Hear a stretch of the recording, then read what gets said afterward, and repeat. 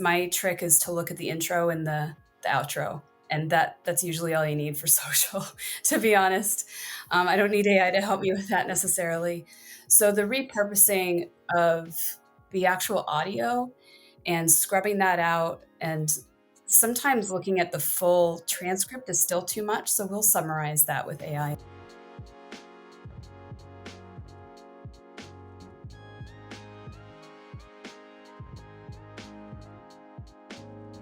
Hi, welcome to another episode of the Marketing Routines podcast. I'm your host, Jenna Potter, and in this podcast, I talk to marketing leaders at the top SaaS and software companies to learn about their workflows and tech stacks. In today's episode, I'm joined by Elizabeth Irvine, the VP of Marketing and Customer Success at MarketMuse, which is a content optimization software. So let's start by getting an idea of your general workflow, and we can go from there. From the moment you log on in the morning, what does a typical day look like for you? Yeah, it kind of changes by the day. I'd say Monday, we actually start on a full team kickoff, and every department goes through updates. So Monday, we're kind of kicking it all off together, providing those updates from each department, understanding what's happening with product, and we update on programs that we're running for marketing and what's happening with customers. From there, it kind of, because I lead marketing and customer success, I really kind of like flow in and out of both of those, looking at how metrics are going. Are things progressing the way that we expect? And if they're not, what kind of remediation do I need to do? And similarly with customer engagement. So I usually do a pulse check every couple of weeks, go through every single customer and see if there's any blind spots that we have, any outreach that we need to do outside of our usual routine. We usually have emails go out on Tuesdays or Thursdays. Either every month or every other week, we run a webinar program. We've been doing that for about 6 years. So those emails usually consist of promoting those webinars or other content just to keep our brand top of mind. And then prepping for those webinars, they've been really consistent in driving opportunities for us.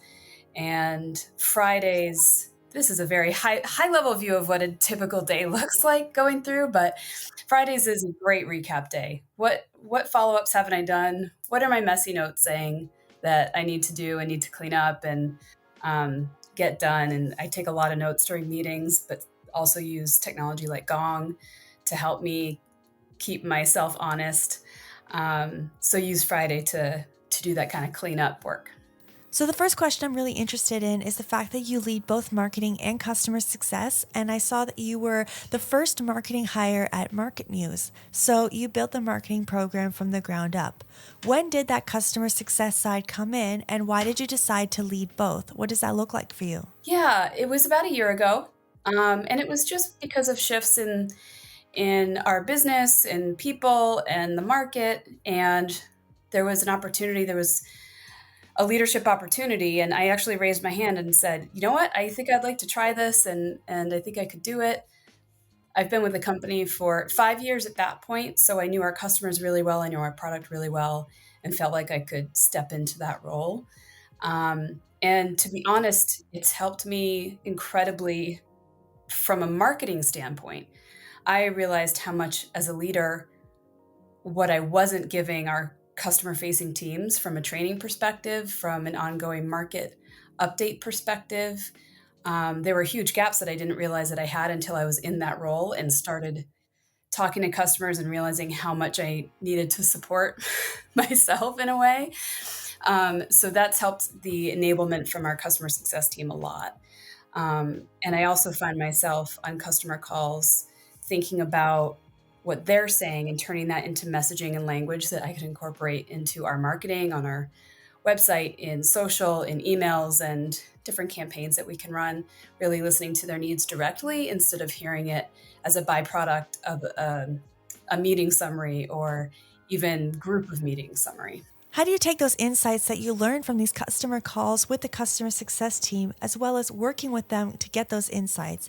How do you take that raw data and convert it into something a little more public facing on the marketing side? What's the process and workflow there? Yeah, we actually did this recently with an impromptu webinar that we put together. We ran it yesterday, actually, and it was specifically for agency customers.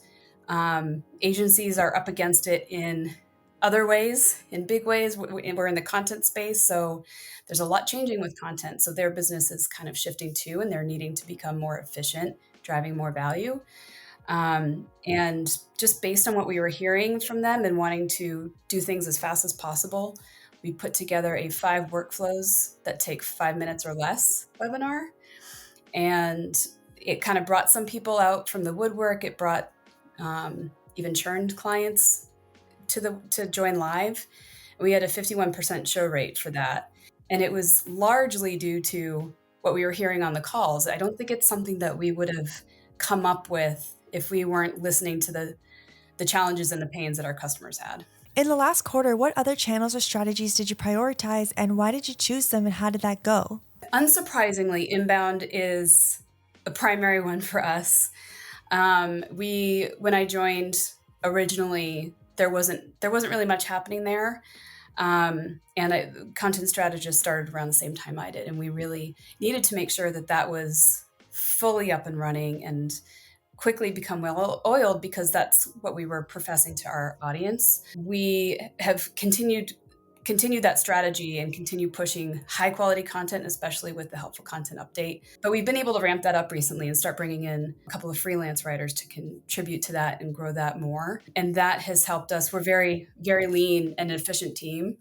And using other AI tools, we've been able to expand our repurposing and redistributing across other channels like social, and turning that content into other types of guides. And just having that extra volume of content, we've seen an uptick in awareness and bringing folks to our site. So I think inbound for us is our bread and butter, but being able to put more into it, we've been able to see a lift. And I know content is such a hot topic right now. And with AI being incorporated there, people have seen a lot of differences in terms of the output and the reactions to the Google updates. But we've been able to kind of drive through that, and luckily been able to keep that as a primary lever. So I'd love to hear more about that AI repurposing process. What tools do you use, and how do you decide what to pull from the original content, and how are you representing it to your audience? Yeah, the easiest, because I mentioned webinars, the easiest is using Descript for pulling text from that audio, and then using Writer to help summarize and kind of restructure. So we kind of use a combo there. We don't use AI a ton for writing original content. We use it potentially for writing outlines, but it's mainly in that repurposing formats. And I use it sometimes for social media, at least a starting point, but a lot of times you're able to get so much meat from the article itself that you don't necessarily need to use AI to come up with something that's more vanilla. You can just take some really great quotes or headlines. My trick is to look at the intro and the outro, and that's usually all you need for social, to be honest. I don't need AI to help me with that necessarily. So the repurposing of the actual audio and scrubbing that out, and sometimes looking at the full transcript is still too much. So we'll summarize that with AI as well. And I think those are really the key ways that we've been using it for repurposing. I'd love to talk about what's coming up next for you in the next quarter. What are you prioritizing, and why did you choose that? Yeah, we're working really closely with a partner on some training series. So the use of AI, a lot of the material out there is talking about specific workflows, even the one that I just mentioned with using Descript or social media to using AI to help speed that process up. But there's not as much about using AI for content strategy and kind of taking it a level up. And how can you actually, whether you use AI or not, how do you think about the right topics, aligning it to your business goals, and making sure that every piece that you create, whether it's with AI or a team or both, are the right things that are going to drive you to meet those business goals. So we're working with a partner to develop a 3-part training series, because we have overlapping audiences and aligned ICPs, and hoping to build sort of a sub-community around that. Not a formal community, but sort of a cohort. And we've done co-marketing with partners before, but not in this capacity. So I'm excited to try it in a bigger way because ecosystem-led growth is also another very popular strategy right now. And this is kind of a baby step into that. We have a partner program, but not scaled and kind of one-off. So I'm looking forward to seeing if this is something that we could turn into a larger scalable series. So I want to talk about how you have these two separate ICPs that you're targeting, two separate audiences. How do you, when you have just one channel, figure out what content to push and where so it attracts both? I think I have a couple answers to that because we have, like you said, we have a couple of audiences and we're able to target them through the channels that we know, but the challenge is actually when they get to the site. So if they interact with content through a certain channel and they're like, this sounds interesting, let me go visit their site, but they see something that doesn't quite align, that's problematic. So we actually use a tool called Mutiny to personalize our site based on who's visiting. And it's not personalization from like a name perspective or even account perspective. It's more firmographic information. It's based on what they've interacted with before. If they're coming back to our site, have they viewed our pricing page? Have they viewed these product pages or these sort of general types of pages? And we change the language on the site to make it more relevant for them and more likely for them to continue to engage with us and hopefully convert. So I think our focus, I think we've nailed more the channels to go for them, but that was an area for us where we wanted to make sure we didn't have a one-size-fits-all messaging on our site. When it comes time to creating a project, how do you decide whether to keep it in-house or hire maybe a new in-house person to take the lead on that, or to use partner agencies or freelancers? The subject matter expertise is a big factor, and that's something that we talk about with our customers too. So the few folks that are helping us have actually done content strategy before. They have a long history. They really understand it. And so our stuff is probably more, the internal is probably more middle, bottom of funnel, and theirs is more top of funnel, but they know our audience, they know the segment, and we don't necessarily have to train them on how to interpret the brief information and think about incorporating it into an overall content cluster, things like that. So I think part of it is actually being really picky about who you bring in to write to contribute for your site. I'd love to just go back to the webinars for a second. Because you're producing so many webinars, after it's done, what do you do first of all with the attendees? How do you re-engage with them as well as with the actual content of the webinar? Do you repurpose that somehow? We do the typical follow-up emails, no show, thank you in there. So it's not just a link to it. There's other material in there that adds more value. We also do a 2 or 3 email nurture following that. We use On24, so we have data as to what they interacted with during the webinar, which is a little different from some other platforms. We have different modules within the experience. So if someone interacts with a resource or books a webinar, they get a different type of email following the webinar. And then we repurpose that into a blog post with a shortened video. These are an hour long, but we kind of take the highlights from it and take out all of the in-between stuff and the starter and close. And we create some snippet videos as well and use all of that for distribution on social and other channels that we have, other communities, things like that. Where do you turn to get your marketing knowledge or interact with other peers and learn from them as well? What communities or blogs do you like? Yeah, there are a few key marketers that I've been following for a long time.